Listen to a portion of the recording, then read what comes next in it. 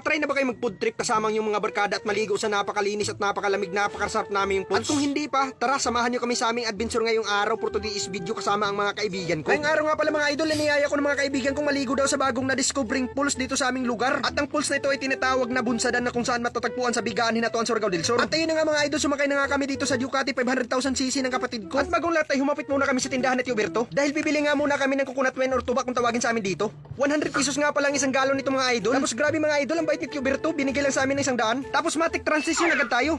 At nandito na nga pala kami mga idol sa napakaganda at napakasarap na pools na sinasabi namin sa inyo mga idol. Ito nga pala yung Bunsadan Pools. Shoutout din nga pala sa mga pangit na mga followers namin dito mga idol. Nakita kami mga idol, joke lang.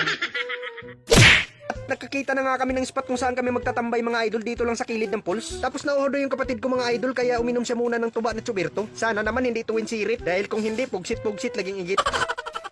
At pagkatapos ay pirinipir na nga agad namin yung isdang bulinaw na binigay ni Chubano. Ginilaw nga pala yung gagawin namin dito mga idol. At nilagyan na nga agad ng kapatid ko ng mga lamaserns. Grabe mga idol, may patricks-tricks pa. At syempre hindi mawawala yung bitsin mga idol. Hindi talaga yung mawawala. Tapos yung tuba natin sa gilid mga idol, stipot lang yan. At dahil sa sobrang danghag namin mga idol, hindi namin dadala yung kutsilyo na panghiwa sana namin ng Bombay. At buti na lang ay nakahiram kami ng kutsara ni Tia Berta. At pagkatapos ay tinikman na agad ng aming kaibigan mga idol. Pakipalo na rin nga ng pits niya mga idol, Sir Gids TV. At syempre hindi tayo magpapahuli mga idol. Tinikman ko na agad yung kinilaw ng kapatid ko mga idol. Grabe sarap talaga ng timpla ng kapatid ko mga idol. Pwede na siya sumali singing kuntis. Tapos nakita namin si kuya mga idol na nagbabaligyan ng kamuti. Tag 10 pesos daw nga pala yung isang kamuti yung binibinta niya mga idol. At dahil naawa si kuya sa amin kaya bininta na lang sa amin ng 10 pisong isa. Grabe ang bait talaga ni kuya. Sana kunin ka ng Lord. Joke lang. Tapos agad nagang hinangkap ng kapatid ko yung kamuting bininta ni kuya mga idol. Grabe isa ra mabud kalamod. Pagkatapos ay inim niya agad ang tuba mga idol. Grabe. Igit-igit na rontod taod. Tapos pagkahuman matik dahil na white green hills. Aso-aso ba. Tapos ngita dahil signalo niya chat-chat din sila sa uyab niyang si Pablito. Pagkatapos ay naligo na nga agad yung kapatid ko mga idol. Simple